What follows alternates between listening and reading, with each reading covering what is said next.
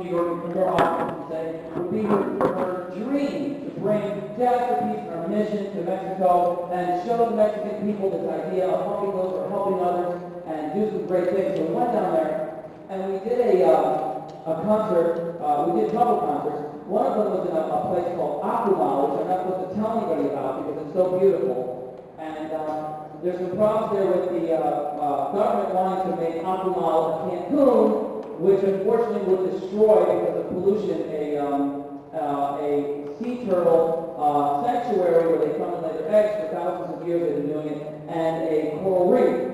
Anyway, it was a fantastic learning experience for me, and I swam out to this place, and you could swim to the coral reef with like a snorkel. It was amazing. And I saw these fish, and this was amazing. And the organization is what they want to do. They want to help the government to sell the nature to the people, so that the vacationers will want to preserve the nature and enjoy it, rather than come down and be involved in a vacation that destroys the nature. Anyway, it's an incredible learning experience. And I said to him, I said, Jazz and Peace can't play the whole band down there. Who will I be performing with? He said, don't worry, we get the greatest musicians in Mexico. And sure enough, here were these great musicians in Mexico that no one had ever heard of, and probably no one ever will. So I told these guys, I said, you know what? You guys deserve to be heard, and if any of you ever makes it to New York, I will get you heard.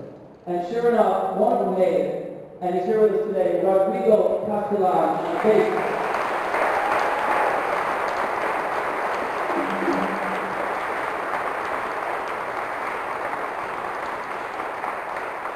The person that you heard playing drums is a drummer, but he's also the conductor of musical director of Jazz and Peace, Mr. Art Lillard.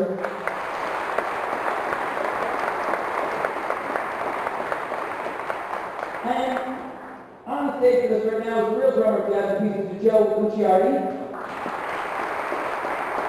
We'd like to bring out Tom Abbott on the tenor saxophone. Tom, come on out. There he is, folks. Yoshiki Miura on the guitar from Japan. We have music from all over the world here in the band for to show how the whole world is united by our country's greatest art form. Of course, an American jazz bass can come out now. His name's Chip Sheldon. Chip Sheldon on the flute. Also on the flute, Michelle Smith. Yes, folks, there are great women jazz players in the world. Rich Nichols on the trumpet. Another great female jazz musician, Ada Robaki on the soprano saxophone. Lottie Yenenfield on the trombone. Clarence Banks on the trombone. Justin Davis on the trumpet. And Pablo Castato on the alto saxophone.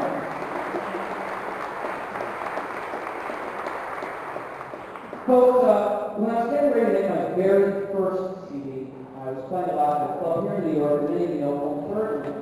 And the person who was involved with the label helping me with that CD, she was sitting at the bar, and she kept noticing that people kept saying, when is he going to sing another song by Chet Baker?